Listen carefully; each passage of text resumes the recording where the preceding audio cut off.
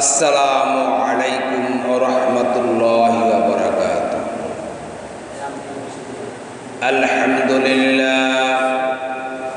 আলহামদুলিল্লাহি নাহমাদুহু ওয়া নাস্তাঈনুহু ওয়া নাস্তাগফিরুহু ওয়া নাউযু বিল্লাহি মিন শুরুরি আনফুসিনা ওয়া মিন সাইয়্যাতি আ'মালিনা। মান ইয়াহদিল্লাহু ফালা মুদিল্লা লাহু ওয়া মান ইউদ্লিলহু ফালা হাদিয়া লাহু। ওয়া নাশহাদু আন লা ইলাহা ইল্লাল্লাহু ওয়াহদাহু লা শারীকা লাহু। ওয়া নাশহাদু আন্না সাইয়্যিদানা ওয়া সানাদানা ওয়া হাবিবানা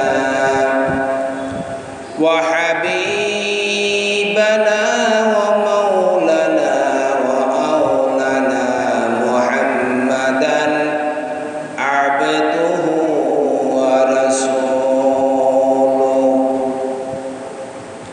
الذي أرسله بالحق بشيرا ونذيرا وداعيا إلى الله بإذنه وسراجا وقمرا منيرا.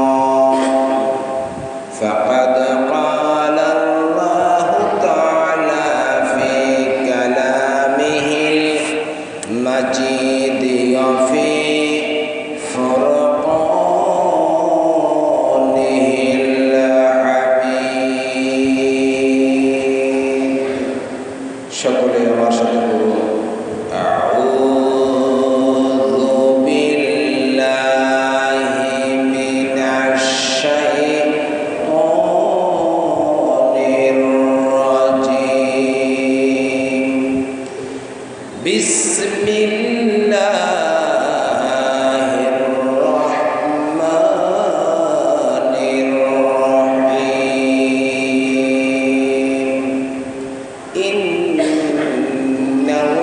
ইন্নাল্লাহা ওয়া মালাইকাতাহু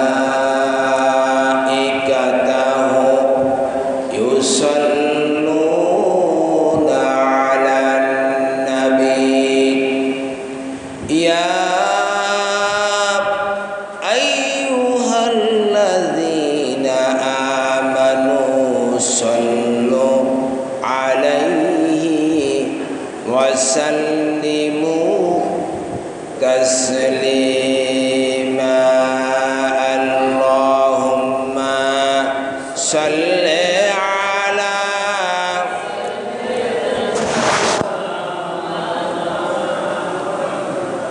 ওয়া আলা আলি সাইয়্যিদিনা। اللهم صل على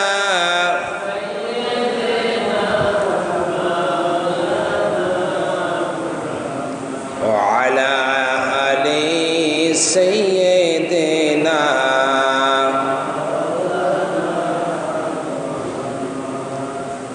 ওগো তায়েফের মাটি ধন্য তুমি, পূণ্য তুমি,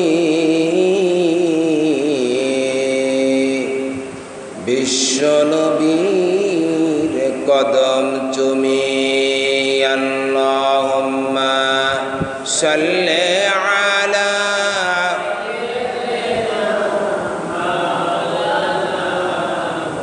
ওয়া আলা আলি সাইয়্যিদিনা।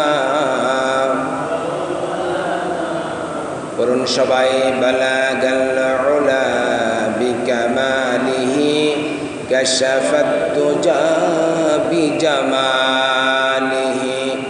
حسنت جميع خصاله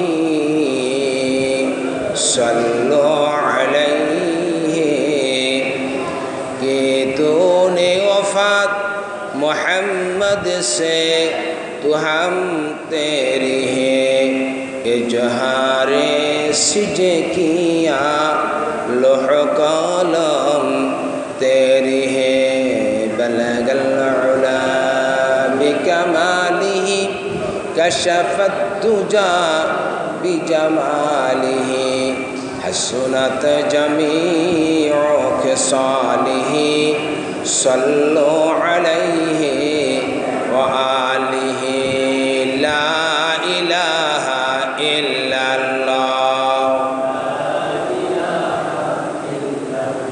ला इलाहा इल्लल्लाह ला इलाहा इल्लल्लाह ला इलाहा इल्लल्लाह मुहम्मदुर रसूलुल्लाह। अल्हम्दुलिल्लाह सुम्मा अल्हम्दुलिल्लाह। समस्त प्रशंसा पाक परवरदिगारे आलम परम करुणामय सर्वशक्तिमान महान आल्लाह सुबहानाहु वा ताआलार जন্য, যার অপার কৃপায় অসীম করুণায় আজকে পবিত্র জুমাবার সৈয়দুল আইয়াম আমরা একত্রিত হতে পেরেছি। এমন একটি স্থানে আমরা একত্রিত হয়েছি যেটি হচ্ছে পৃথিবীর মধ্যে সর্বশ্রেষ্ঠ স্থানের মধ্যে একটি। এমন একটি মজলিসে আমরা একত্রিত হতে পেরেছি যেটি হচ্ছে পৃথিবীর ভিতরে সর্বশ্রেষ্ঠ মজলিসের মধ্যে একটি। আল্লাহ রাব্বুল ইজ্জতুল জালাল আমাদেরকে পছন্দ করে মনোনীত করে নির্ধারণ করে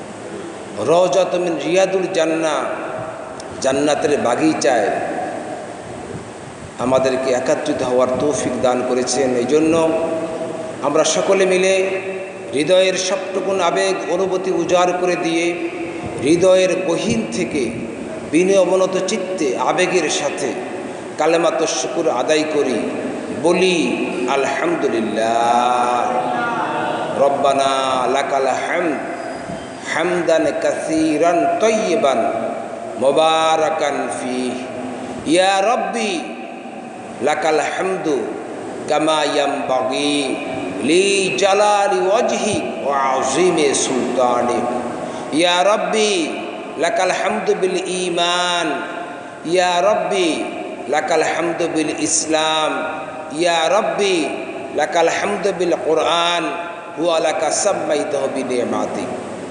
সম্মানিত উপস্থিতি, আমরা পৃথিবীতে জাগতিক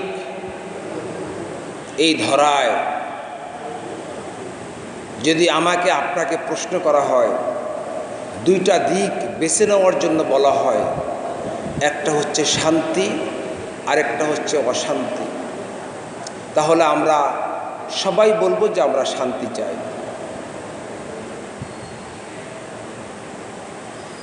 কেউ এই কথা বলবে না যে আমরা অশান্তি চাই, আমরা নৈরাজ্য চাই, আমরা সহিংসতা চাই, আমরা মারামারি কাটাকাটি রক্তপাত চাই, আমরা খুন খারাপি চাই, এই কথা কেউ বলবে না। সবাই বলবে আমরা শান্তি চাই। এখন এই শান্তিটা আসবে কিভাবে? শান্তি আসার জন্য তো একটা মাধ্যম আছে। এই মাধ্যমটা কি? মাধ্যমটা হচ্ছে আল্লাহ রাব্বুল আলামিন আমাদেরকে পৃথিবীতে পাঠিয়ে দিয়ে আমাদেরকে এমনভাবে ছেড়ে দেননি যে আমরা গরু ছাগলের মতো, চতুষ্পদ জানোয়ারের মতো বা অন্য কোনো পশু প্রাণীর মতো আমরা ঘুরে বেড়াবো, চষে বেড়াবো। আল্লাহ রাব্বুল আলামিন আমাদেরকে পৃথিবীতে পাঠিয়ে দিয়ে আমাদের জীবন চলার জন্য to the complete code of life Al Quran আমাদের জন্য দিয়েছে। যেমন আমরা যদি বাজার থেকে একটা ঔষধ কিনি, গতকালকে আমি গতকালকে আমি ওই যে এজিথ্রোমাইসিন, আমার মেয়ে বয়স হলো 10 বছরের মতো, 10+ হয়তো হবে। তো ডাক্তার বলতেছে যে অর্ধেক খাওয়াবেন, 500 পাওয়ার তো অর্ধেক খাওয়াবেন। এটাকে বলে কোড অফ লাইফ, মানে প্রত্যেকটার একটা বিধান, নিয়ম কানুন। যে আমি একটা ধরেন একটা ফ্রিজ, আপনার ফ্রিজটা কীভাবে চালাবেন এটা একটা নিয়ম আছে। দেখবেন যে ফ্রিজ যারা কিনে সেখানে একটা ম্যানুয়াল দেওয়া হয়, একটা বই দেওয়া হয়, ফ্রিজের এত ডিগ্রি সেন্টিগ্রেড তাপমাত্রায় ফ্রিজটা চালাবেন, এভাবে চালাবেন, সেখানে স্টেবিলাইজার দেওয়া হয়, ইনস্ট্রাকশন দেওয়া হয়। আল্লাহ রাব্বুল আলামিনকে মানুষকে পৃথিবীতে পাঠিয়ে মানুষের চলার জন্য একটা বিধান দিয়ে দিলেন। কেন দিলেন? আল্লাহ পাক বলতেছেন, অমা কানাল্লাহু লিয়াজলিমাহুম ওয়ালাকিন কানু আনফুসাহুম ইয়াজলিমুন। যে আমি আল্লাহ পাক এমন না যে তোমাদেরকে পৃথিবীতে পাঠিয়ে ছেড়ে দিব, তোমরা যত্রতত্র যেখানে সেখানে যেভাবে সেভাবে চলাফেরা করবা। আমি এমন আল্লাহ রাব্বুল আলামিন না, আমি জালেম না। ইন্নাল্লাহ আদলুন, আল্লাহ পাক হচ্ছেন সবচেয়ে বড় ন্যায় বিচারক। আল্লাহ পাক আমাদেরকে জীবন বিধান দিলেন। এরপরে আবার হাদিসের কি দরকার ছিল, নবীর কি দরকার ছিল? তো আমরা তো কোরআন শরীফ পেয়েই গেছি, আর কোরআন শরীফের ভিতরে সব কিছুই আছে। দুনিয়া, আখিরাত, জান্নাত, জাহান্নাম, সাতভাগ আকাশ, সাতভাগ জমি, চলার পথেও সব কিছু আছে। তাহলে হাদিসের কি প্রয়োজন ছিল? হাদিসের প্রয়োজন ছিল এই জন্য যে ওই কোরআনকে বুঝতে হলে আমাদের একজন নবীর দরকার আছে, একজন রসুলের দরকার আছে। যেমনিভাবে ক্লাসে যখন শিক্ষক পড়ায় তো বই তো আছেই, তাহলে শিক্ষকের কি দরকার? আপনারা বই দেখে দেখে পড়বেন, এটা কি সম্ভব? কোন স্টুডেন্টকে বই দেখে দেখে পড়তে পারবে? কে পড়াবে? শিক্ষক পড়াবে। এই জন্য বিশ্বনবী বলেছেন, ইন্নামা বুইসতু মুআল্লিমান। তামাম ভুবনের জন্য আল্লাহ রাব্বুল আলামিন আমাকে শিক্ষক হিসাবে পাঠিয়েছে। ওই যে কোরআন, এই কোরআন পড়তে হলে, বুঝতে হলে, অনুধাবন করতে হলে একটা গাইডলাইন দেওয়ার জন্য একজন ব্যক্তির প্রয়োজন। সেই ব্যক্তি হচ্ছে সর্বকালের সর্বযুগের সর্বশ্রেষ্ঠ আদর্শ মহামানব বিশ্ব নবী মুহাম্মদুর রাসূলুল্লাহ সাল্লাল্লাহু আলাইহি সাল্লাম। যেমনি করে ধরুন আল্লাহ রাব্বুল আলামিন কোরআনের মধ্যে বলেছেন, এই যে আপনারা এখানে নামাজ আদায় করার জন্য এসেছেন, আপনাদেরকে উযু করতে হয়েছে। অনেকে বাড়ির থেকে উযু করে এসেছেন, অনেকেই আবার এখানে উযুখানায় উযু করেছেন। আল্লাহ রাব্বুল আলামিন বলে দিয়েছেন, ইয়া আইয়ুহাল্লাযীনা আমানু ইযা কুমতুম ইলা সলাতি ফাগসিলু উজুহাকুম ওয়া আইদিকুম ইলাল মারাফিকি ওয়ামসাহু বিরউসাকুম ওয়া আরজুলাকুম ইলাল কাবাইন। হে ঈমানদারেরা, যখন তোমরা নামাজে দাঁড়াও, হাত দো, পাও দো, মাথা মসহ করো আর মুখ দো। এখন কি করবেন? কি বললেন? হাত কিভাবে দিবেন? হাত কি এখান থেকে একেবারে এ পর্যন্ত দিবেন কাঁধ বরাবর? পাও কি? পাও তো একেবারে নিচ থেকে এ পর্যন্ত পুরাটাই তো পাও। কি বলেন? পাও না? হাত তো এখান থেকে আঙ্গুলের আগা থেকে এ পর্যন্ত হাত, পা হলে এখান থেকে এ পর্যন্ত পাও। তো কিভাবে করবেন এটা দেখার জন্য গাইডলাইন দরকার আছে না নাই? বিশ্বনবী মুহাম্মদ সাল্লাল্লাহু আলাইহি ওয়াসাল্লাম দেখিয়ে দিয়েছেন কিভাবে আমাদেরকে উযু করতে হবে। এই জন্যই বিশ্বনবী, আল্লাহ পাক বিশ্বনবীকে পাঠিয়ে দিলেন আর ঘোষণা করে দিলেন, ইয়া আইয়ুহাল্লাযীনা আমানু দুখুলু ফিস সিলমি কাফা ওয়া লা তাত্তাবিউ খুতুওয়াতিশ শাইতান ইন্নাহু লাকুম আদুউম মুবিন। হে ঈমানদারেরা, তোমরা পরিপূর্ণভাবে ইসলামের মধ্যে প্রবেশ করো, কারণ ইসলামের মধ্যেই আছে শান্তি, ইসলামের মধ্যেই আছে মুক্তি। আল্লাহ রাব্বুল আলামিন আমাদেরকে ইসলামের মধ্যে একটা বড় নিয়ামত দান করলেন। ইসলাম যখন পরিপূর্ণ হলো, ইয়ামুল আরাফা বিশ্বনবী 100 লক্ষ সাহাবী সামনে নিয়ে যখন বললেন, ও আমার সাহাবীরা, আমি তোমাদের সামনে বলতেছি, আমি কি ইসলামকে তোমাদের মাঝে পরিপূর্ণভাবে পৌঁছাতে পেরেছি? তখন সাহাবীরা কি বলেছিলেন? 100 লক্ষ সাহাবী সমস্বরে বলেছেন, ইয়া রাসূলুল্লাহ, ইয়া হাবিবাল্লাহ, আপনি শুধু আমাদের মাঝে ইসলামকে পৌঁছাই দেননি, বরং ওই যে আমি বলেছি ওযু কিভাবে করতে হবে শিখিয়ে দিয়েছেন, নামাজ কিভাবে পড়তে হবে শিখিয়ে দিয়েছেন।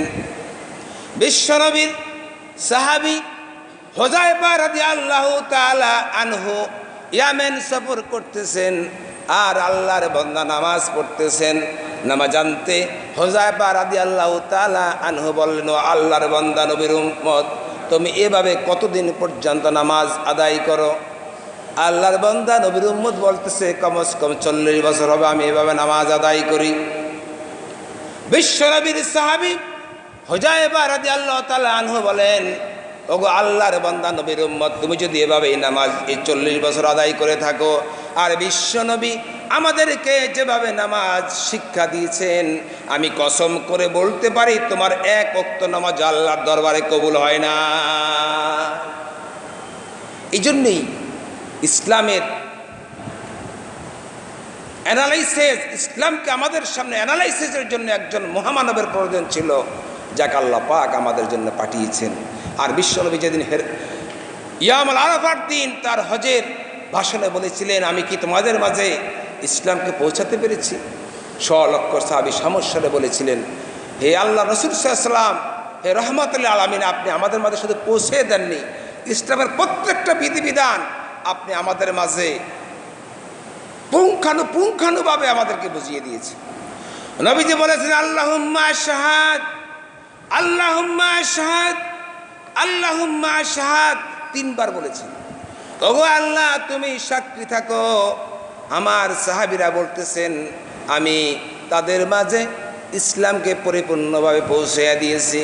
এরপরে নবীজি বলেছেন, বাল্লিগু আন্নি ওয়ালাউ আয়া।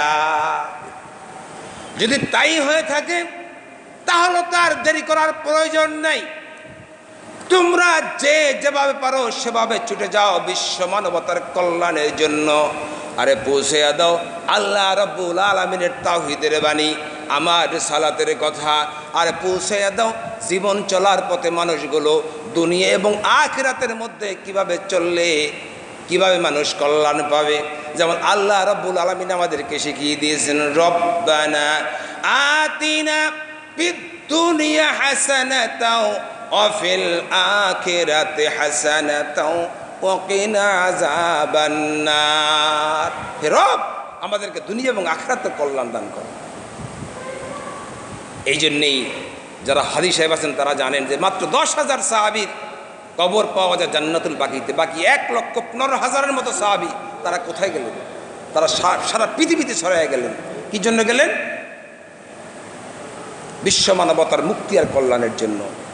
আর যেদিন নবীজি বিদায় হজের ভাষণ দিলেন, সেদিনই আল্লাহ পাক কোরআনের ভিতরে ইসলামকে পূর্ণাঙ্গ করে, কোরআনকে পূর্ণাঙ্গ করে, হাদিসকে পূর্ণাঙ্গ করে আল্লাহ পাক ওহী নাজিল করে দিলেন। আল্লাহর নবীর কানে কানে জিবরাইল আমিন শুনাইয়া দিলেন, আল ইয়াউমা আকমালতু লাকুম দীনাকুম ওয়া আতমামতু আলাইকুম নি'মাতি ওয়া রাদিতু লাকুমুল ইসলাম দীনা। হে নবী, আজকের দিনে আমি ইসলামকে পরিপূর্ণ করে দিলাম। তাইলে পরে আমরা কি বুঝলাম? যে আমরা বুঝলাম যে ইসলামের মধ্যেই আছে পরিপূর্ণ শান্তি, পরিপূর্ণ কল্যাণ এবং পরিপূর্ণ মুক্তি। ইসলাম নবীজি কিভাবে প্রচার করলেন, ইসলাম নবীজি কি করলেন, 2টা ঘটনা সংক্ষিপ্ত আকারে আমি আপনাদের সামনে তুলে ধরি। তাইফের ময়দানে বিশ্বনবীকে কি করেছিলেন? 3 শ্রেণীর লোক, কেউ বলেছে পাগল, কেউ বলেছে এ যদি নবী হয় তাহলে এর সাথে কথা বলা ঠিক হবে না। আরেকজন বলেছেন যে একে পাথর দিয়ে রক্তে রঞ্জিত করে তাড়িয়ে দাও। শেষটাই সত্য হলো, শত শত শিশু নবীজির পিছনে পিছনে পাথর নিয়ে পাগল পাগল বলে চিৎকার করলো। আল্লাহ রাব্বুল আলামিন ঘোষণা করে দিলেন, ওয়ামা সাহিবুকুম বিমাজনুন, আমার নবী পাগল না। নবীকে পাথর মারলেন। মুফাসসিরে কেরাম লেখেন, জমিন নবীর রক্তে লাল হয়ে গেছে, নবীজি বেহুশ হয়ে পাথরের মধ্যে পড়ে গেছেন। আল্লাহ রাব্বুল আলামিন এত বড় অসীম দয়াবান, আপনারাই বলেন আল্লাহ রাব্বুল আলামিন কিভাবে সহ্য করে? মালিক সহ্য করতে পারেন না, মালিক ফেরেশতা পাঠিয়ে দিলেন, আমার বন্ধুর প্রতি এত জুলুম আমার সহ্য হয় না, ফেরেশতারা তোমরা চলে যাও, আমার বন্ধুর থেকে অনুমতি নাও, আমার বন্ধু যদি অনুমতি দেয় আমি তায়েববাসীকে ধ্বংস করে দিব। আল্লাহ পাক বলতেছে। নবীর কাছে পয়গাম আসলাম, নবীজি কি বললেন? না বুঝিয়া না চিনিয়া পাথর মারে আমাকে, ক্ষমা করো দয়া করো মিনতি যে তোমাকে।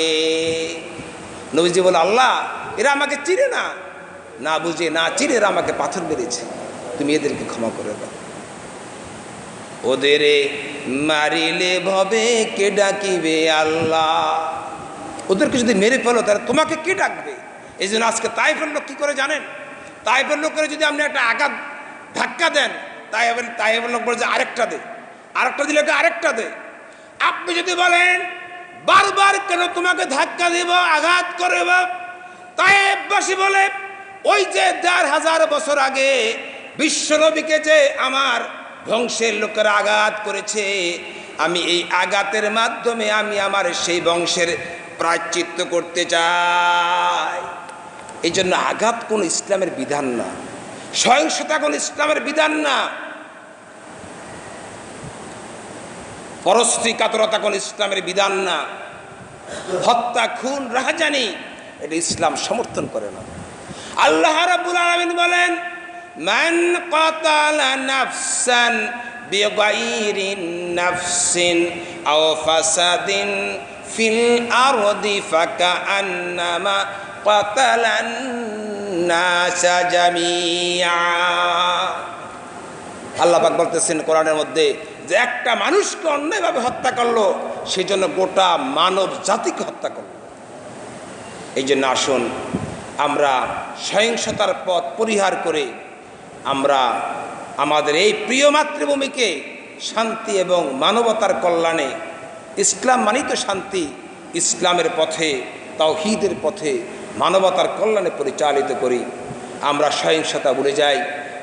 আমাদের যারা হিন্দু সম্প্রদায়ের যারা আছেন তারা আমাদের জন্য আমানত, তাদের প্রতি আমরা সদয় হব। আমরা আমাদের পারস্পরিক সবার জানমাল আমরা হেফাজত করব। আমাদের রাষ্ট্রীয় সম্পদ, আমাদের ব্যক্তিগত পারিবারিক সম্পদ, এই পৃথিবীতে আমরা এসেছি একটা কান্না বিচলিত পরিবেশের মধ্য দিয়ে। আমি যেদিন এসেছি, আপনি যেদিন এসেছি, সেদিন এমন কেউ নাই যে কান্না করে নাই। যে কান্না করে নাই সে মৃত, যে কান্না করে নাই সে প্রতিবন্ধী।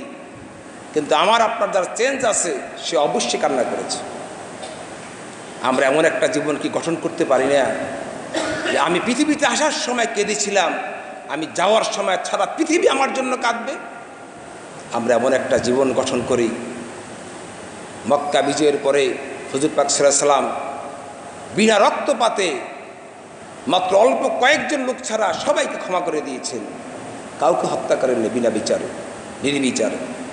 তাই আসুন আমরা এমন একটা জীবন গঠন করি যাতে করে আমরা আদর্শ হতে পারি, আদর্শের অনুকরণ দৃষ্টান্ত হতে পারি। কবি বলেছেন, ভুবনে যেদিন এসেছিলে তুমি, কেঁদেছিলে তুমি, হেসেছিল সবে, এমন জীবন তুমি করো রে গঠন, মরণে হাসিবে তুমি, কাঁদিবে ভুবন।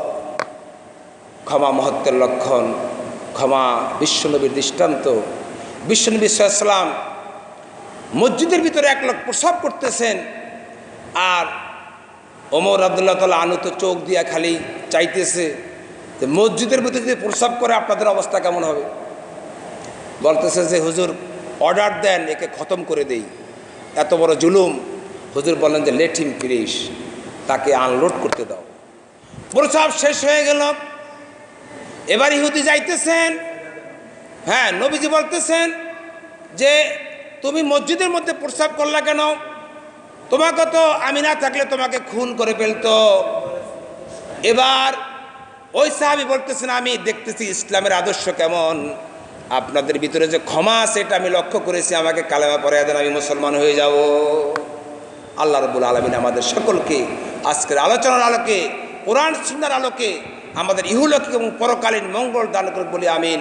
ওয়া আখির দাওয়ানা আলহামদুলিল্লাহি রাব্বিল আলামিন। আসসালামু আলাইকুম ওয়া রাহমাতুল্লাহ।